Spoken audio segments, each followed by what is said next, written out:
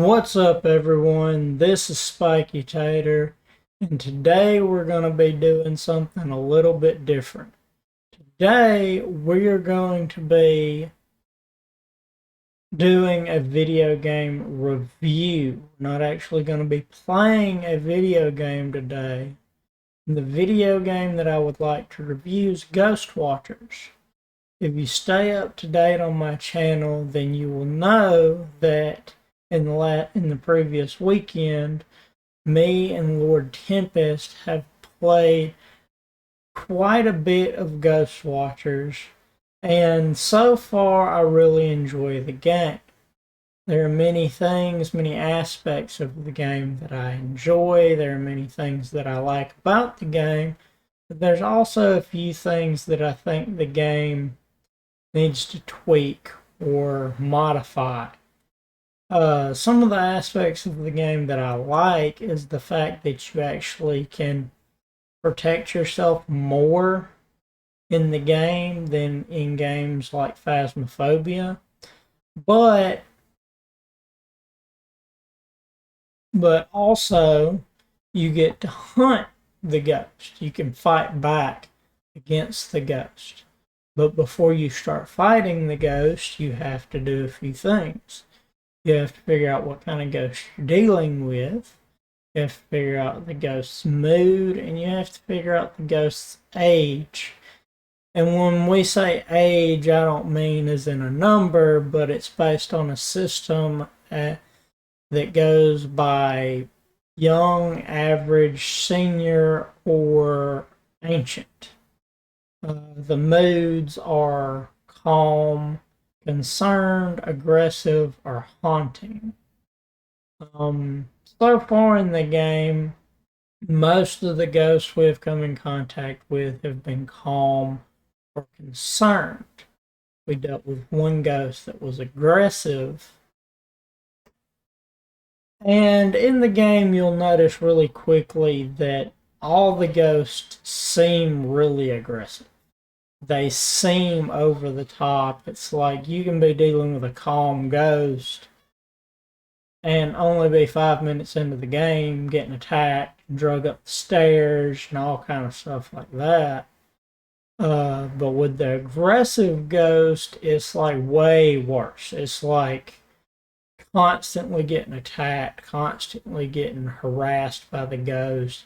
It's like he's staying on top of you every second that you're in the location. So if you go from a game like Phasmophobia to Ghost Watchers, you notice there's an extreme difference in how active the ghost really is.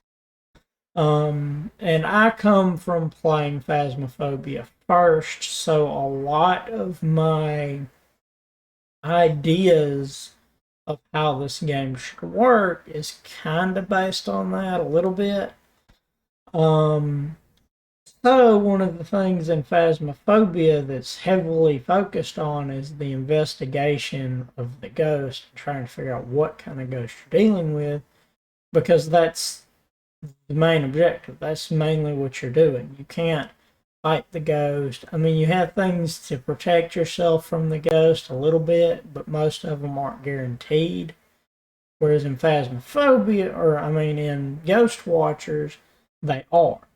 I mean, your protections, for the most part, are guaranteed. If you're holding a cross that still has uses on it, which you only get 3 uses per item that you hold in your hand, and only 1 use per item that you throw, obviously.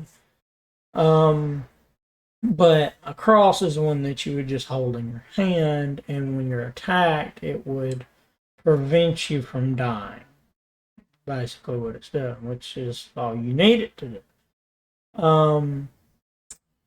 So you get more protective equipment, which is good because the ghosts are more aggressive.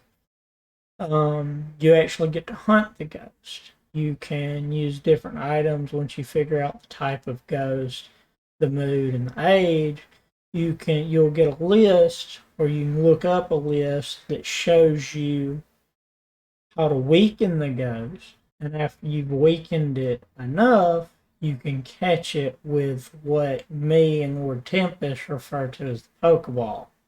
Not actually a Pokeball, it's a big sphere that you throw at the ghost and it like sucks the ghost in. Um, some of the things that I don't like as much about the game is the fact that the investigation factor of the game is not very good. And I say that meaning that because each of the ghosts have different skins, like very detailed, specific skins, which isn't a bad thing. I like it because it does add to the fear factor of the game when you're getting hunted by the ghost, when you're getting attacked by the ghost.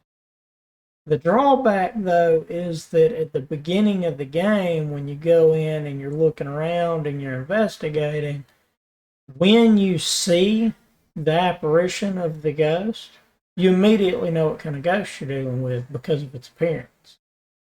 So you don't necessarily have to actually do anything to investigate the ghost in terms of finding out what type of ghost it is. You still have to do some things to figure out its age and its mood, which are important factors in catching it, because if you don't know those, you don't know exactly what steps you have to take to weaken it. But the actual figuring out the ghost itself is pretty easy. I mean, you have tools you can use. You have a UV light to look for footprints. You have a thermometer to look for temperatures. You have an EMF reader to, check for that, which those are very picky items. Like the thermometer doesn't really work unless you're on top of the ghost. The EMF doesn't really work unless you're on top of the ghost. But other things you can look at is you can look at the behaviors of the ghost, which you can look up specific behaviors of each ghost in the encyclopedia. So through the behavioral traits of the ghost and just walking around and eventually seeing the apparition of the ghost, that's all you really need to do to figure out what kind of ghost you're dealing with. From there, you just throw the Ouija board down, you put the voodoo doll down, and you put the radio down. And those are the three main tools you're going to use to figure out the age and the mood of the ghost. And honestly, you'd probably set up a light and put a camera in there, and eventually you're going to see the ghost. So, if figuring out the type of ghost is as easy as just walking in and walking around until you see the apparition of the ghost, it kind of takes away from that particular investigative procedure. It makes it where you don't feel obligated to actually go through with each tool that you have to figure out what you're dealing with, which to me takes away from the game a little bit, and in a lot of cases makes the game almost too easy. Now, obviously, we haven't tried playing the game on hard difficulty or expert yet, so that may change when we get there. But I feel like those difficulties, based on the research I've done, isn't going to change how easy it is to figure out what type of ghost you're dealing with, other than the fact that you have to be a little more concerned about being attacked as soon as you walk through the door, and maybe not having as much time to walk around before, the possibility of dying is more present. But, to me, one thing that the game could do, the developers might do to sort of alleviate this, is maybe have something in place where, say, at the beginning of the game when you're walking through, instead of actually being able to see that unique skin for the ghost, all you see is a shadow. All you see is like a black figure, like a shade. Um, and until you get, say, 2 or 3 pieces of evidence, solid evidence, and actually pick which ghost that you think it is based on that evidence, then you start to see that unique skin that shows you the actual appearance of the ghost. And if you're wrong, then you still just see a shade. And that kind of makes that particular part of the game a little more detailed. It makes it where you have to focus a little bit more on figuring out what kind of ghost it is before you can immediately go into hunting it. But it is a game that's in early access. It still has some bugs, which if you watch the Ghost Watcher videos that we have up, you will see some of those bugs. Now, none of those bugs, in my opinion, to this point have been so bad that it takes away from the game. But that one thing for me kind of makes it a game that, say, in a month, I might be burnt out on the game because, it's gotten too easy, or it's not challenging me enough to actually try to figure out each ghost, trying to figure out what kind of ghost they are. We just run in, figure out the ghost in like 5 to 10 minutes, and then immediately go into hunting it. But overall, it's a good game. Still has a little bit of work to do, in my opinion, but I do think it's getting there. It is a game worth playing if you like these type of games, if you like paranormal investigation kind of games such as Phasmophobia. I think you'll enjoy this game.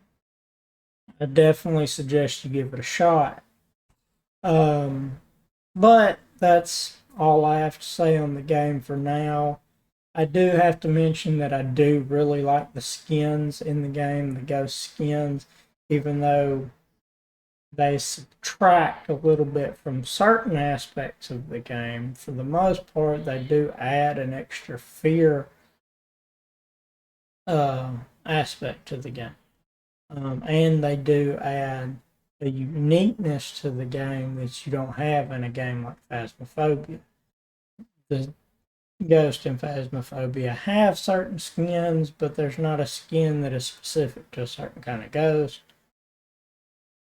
Not to mention, I don't even know if they'd be able to do that because they have so many ghosts and everything in that game right now that I feel like that would be difficult for them to do. But overall, this is a pretty good game. If I had to rate it on a system of, say, enjoyability of 1 to 10, 1 being I don't care for the game at all, 10 being, oh my god, I love this game, I can play this game every day, like forever, then I'd probably give it a 6 or a 7. It's not a game that I think I'm gonna want to play all the time, but it is a game that, once every 2 or 3 days, I get on, play for a couple hours with Lord Tempest. Or maybe we can get somebody like Kami Unlimited or somebody else in there with us. It's definitely a game that I think you would probably enjoy more playing with other people than you would playing by yourself. Um, it does have good jump scares and everything, so there is a decent fear factor in the game. When you first start playing the game, there are points that are probably going to scare you. And even after you play for a little bit into the game, there's still parts in the game that are liable to freak you out, scare you, cause you to jump. There are times, even in the most recent video, where we were hunting a Janshi, and he went to hunt for us, or he went to attack me, because I was being bait. Try to use a certain, I think it was a gold or silver bomb on him, and I was expecting him to be running toward me out of a doorway, and then all of a sudden, without ever seeing him, he was right in my face, and that, a little bit of a jump scare. But I don't think it's anything that you can't handle. I think the game's gonna get even funner when we get into the more difficult ghost. In the next video that we do of the game, we're going to be playing on hard difficulty. Maybe even go to expert. I'm not sure. I have to discuss that with Lord Tempest. But overall, this is a pretty good game. Y'all should check it out. And if you're new to my channel, then please don't hesitate to like, subscribe, and ring the bell to stay up to date on future videos. If you like this review, if you think this is a pretty good review of the game, then please like this video.